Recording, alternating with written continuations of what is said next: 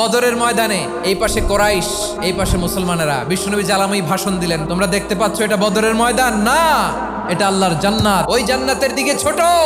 বিশ্বনবীর কথা শোনা মাত্র সাইয়েদনা উমাইর ইবনুল হুমাম বললেন বাখ বাখ, মানে চমৎকার। বিশ্বনবী বললেন মা ইয়াহমিলুকা আলা কওলিকা বাখ বাখ ইয়া উমাইর, আমার এই কথা শুনে তুমি কেন বললা বাখ বাখ? ইয়া রাসূলুল্লাহ, আপনার এই কথা শুনে আমি বড্ড খুশি হয়েছি, আর আমি প্রত্যাশা করছি আমি যদি ওই জান্নাতের মালিক হতে পারি তাহলে কতই না ভালো হতো। সুবহানাল্লাহ বলেন। বিশ্বনবী বললেন উমাইর আনতা মিন আহলিহা, তুমি ওই জান্নাতের অধিবাসী, তুমি জান্নাতি। উমাইর চিন্তা করলেন আমি জান্নাতি, নবীর মুখ দিয়ে যখন বেরোইছে ওই জান্নাতে তো আমার ঢুকতেই হবে, কিন্তু হাতে 3টা খেজুর খেয়ে যদি জিহাদের ময়দানে যাই তাহলে জান্নাতে যেতে তো দেরি হয়ে যাবে। এই চিন্তা আসা মাত্রই খেজুর 3টাকে তিনি ছুঁড়ে মারলেন, তলোয়ার বের করে আল্লাহু আকবার বলে বদরের ময়দানে ঝাঁপিয়ে পড়লেন। আল্লাহর শত্রুদেরকে কচুকাটা করে এক পর্যায়ে শাহাদাতের সুধা পেয়ে নিজেও জান্নাতি হয়ে গেলেন। পড়েন সুবহানাল্লাহ।